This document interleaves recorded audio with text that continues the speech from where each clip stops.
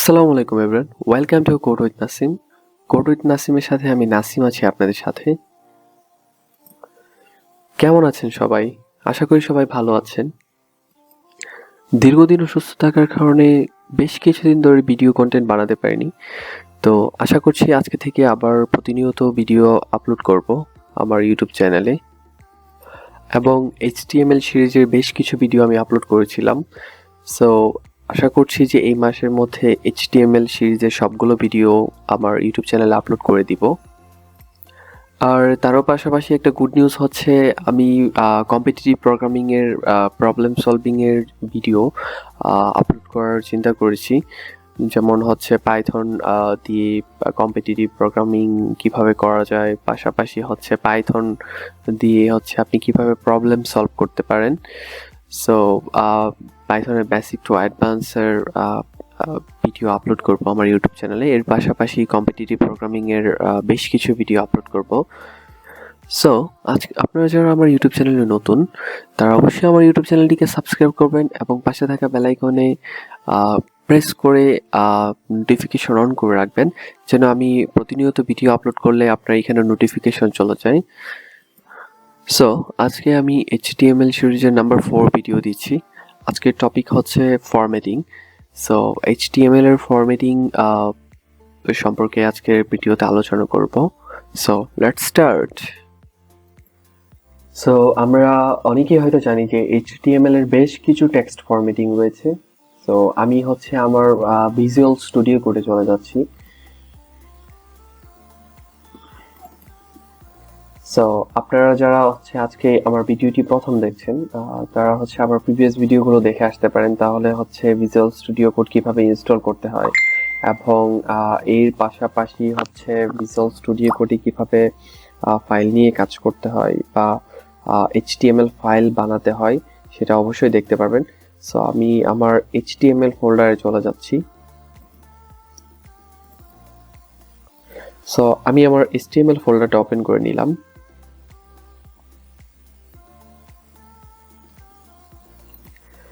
So আমি HTML ফোল্ডারটি open করে নিয়েছি। এখন আমি আমার HTML ফোল্ডারে আমি একটা ফাইল করছি, যেটা হচ্ছে hello.html। ওকে, সো আমার hello.html ফাইলটা আপনারা দেখতে পাচ্ছেন। আমি hello.html এ একটি HTML এর ফরম্যাট আনবো, HTML5। বুম। সো দেখতেই পাচ্ছেন যে আমার HTML এর একটি ফরম্যাট আমি করে ফেলেছি। সো আপনারা হচ্ছে HTML ভিজুয়াল স্টুডিও কোড যারা ইউজ করছেন, তারা হচ্ছে HTML5:5 লিখলেই হচ্ছে আপনারা HTML5 এর যে ফরম্যাটটা সেটা পেয়ে যাবেন। সো এটা হচ্ছে এক এক কোড এডিটরে এক এক সিস্টেমে আসলে আনতে হয়। সো ভিজুয়াল স্টুডিও কোডের সিস্টেমটা আমি আপনাদেরকে দেখিয়ে দিলাম। সো এখানে আমি টাইটেল দিচ্ছি HTML text formatting.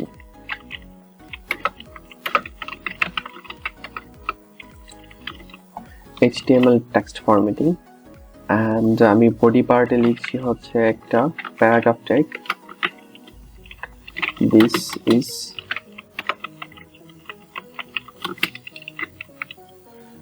Is paragraph tag. Okay, আমি কন্ট্রোল এস দিয়ে সেভ দিচ্ছি, অথবা ফাইল থেকে সেভ দিবেন। সেভ দেওয়ার পরে হচ্ছে HTML ফাইলটা সেভ হয়ে গিয়েছে। এখন আমি এটা আমার ওপেন উইথ লাইভ সার্ভার দিয়ে লাইভ সার্ভারে নিয়ে যাচ্ছি।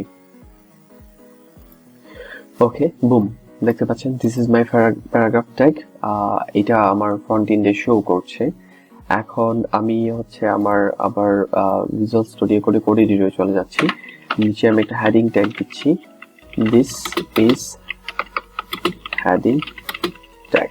ওকে, সো এখন টেক্সট ফরম্যাটিং এর ক্ষেত্রে দেখা যাচ্ছে যে দিস ইজ প্যারাগ্রাফ ট্যাগ। আমি হচ্ছে এখানে আমার প্যারাগ্রাফ ট্যাগটা শো করছে, আর এর নিচে হচ্ছে আমার হেডিং ট্যাগটা শো করছে। সো এখন আমি যদি চাই যে আমার প্যারাগ্রাফ ট্যাগটা আমি ইটালিক করে ফেলবো বা বোল্ড করে ফেলবো, এটা কিন্তু হচ্ছে ডিফল্ট। এখানে যে ফ্রন্ট এন্ডে যেটা দেখতে পাচ্ছেন, এটা কিন্তু হচ্ছে ডিফল্ট প্যারাগ্রাফ ট্যাগের ডিজাইন।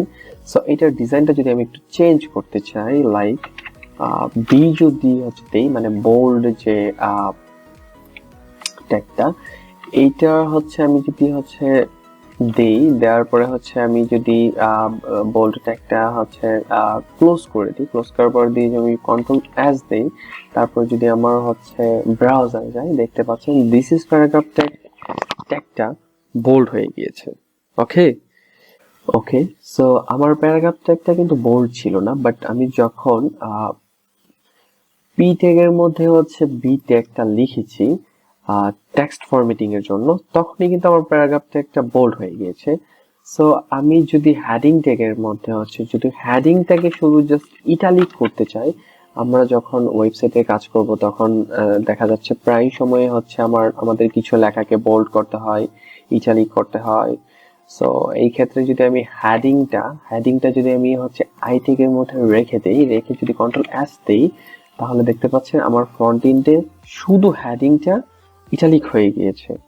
আমি কিন্তু শুধু হেডিংটাকে আই ট্যাগের মধ্যে রেখেছি, যেই কারণে হচ্ছে আমার এইচ অন ট্যাগের মধ্যে হেডিং ট্যাগের মধ্যে হেডিংটা ইটালিক হয়ে গিয়েছে। সো বোল্ড ইটালিকের মতো আমি যদি হচ্ছে আরেকটা পি ট্যাগ লিখি, this is paragraph GRAPH paragraph tag. So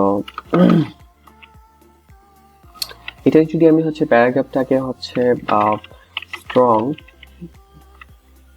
strong tag দিয়ে হচ্ছে যদি আমি প্যারাগ্রাফটাকে হচ্ছে স্ট্রং ট্যাগের মধ্যে রেখে দিই, তাহলে আপনারা দেখতে পাবেন যে হচ্ছে প্যারাগ্রাফের যে সাইজটা। সো আমি দিস ইজ প্যারাগ্রাফ ট্যাগের মধ্যে যদি হচ্ছে প্যারাগ্রাফটাকে আমি স্ট্রং এর মধ্যে রেখে দিই, তাহলে হচ্ছে আমি এটা যদি কন্ট্রোল এস দিই, তাহলে দেখতে পাচ্ছেন যে প্যারাগ্রাফটা বোল্ড হয়ে গেছে। স্ট্রং ট্যাগের কাজটা হচ্ছে এটা।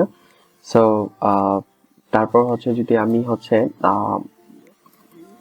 ট্যাগটাকে যদি হচ্ছে আমি স্মলে রেখে দিই, স্মল একটা ট্যাগের মধ্যে যদি রেখে দিই, মাঝে মাঝে আমাদের ওয়েবসাইটে বেশ কিছু ফন্টকে একদম ছোট করে স্মল করে লিখতে হয়, তো সেটা যদি আমি স্মলের মধ্যে রেখে দিই, লিখে কন্ট্রোল এস এ দিই, তো দেখতে পাচ্ছেন যে ট্যাগটা নর্মাল প্যারাগ্রাফের থেকেও ছোট হয়ে গিয়েছে।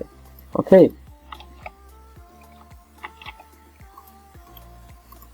দেখতেই পাচ্ছেন। সো HTML এর টেক্সট ফরম্যাটিং এর কাজ হচ্ছে এগুলোই, লাইক একটা ফন্টকে বোল্ড করা, পাশাপাশি হচ্ছে যদি হচ্ছে টেক্সটকে ইটালিক করতে হয়, টেক্সটকে এমফাসাইজ করতে হয়, টেক্সটকে মানে ছোট্ট একটা টেক্সটকে বা হচ্ছে কোনো একটা টেক্সটকে যদি ছোট করে দেখাতে চান, বা হচ্ছে একটা সিম্পল একটা ওয়ার্ডকে যদি আপনি স্ট্রং করে দেখাতে চান, তাহলে হচ্ছে আপনি টেক্সট ফরমেশন ইউজ করতে পারেন। তাহলে হচ্ছে আপনি এর দ্বারা হচ্ছে টেক্সট ফরমেশনের দ্বারা বেশ কিছু অ্যাট্রাকটিভ ডিজাইন আপনি করতে পারেন। ওকে, সো আজকের ভিডিওটা এই পর্যন্তই, দেখা হবে নেক্সট ভিডিওতে। সেই পর্যন্ত সবাই ভালো থাকবেন, আল্লাহ হাফেজ।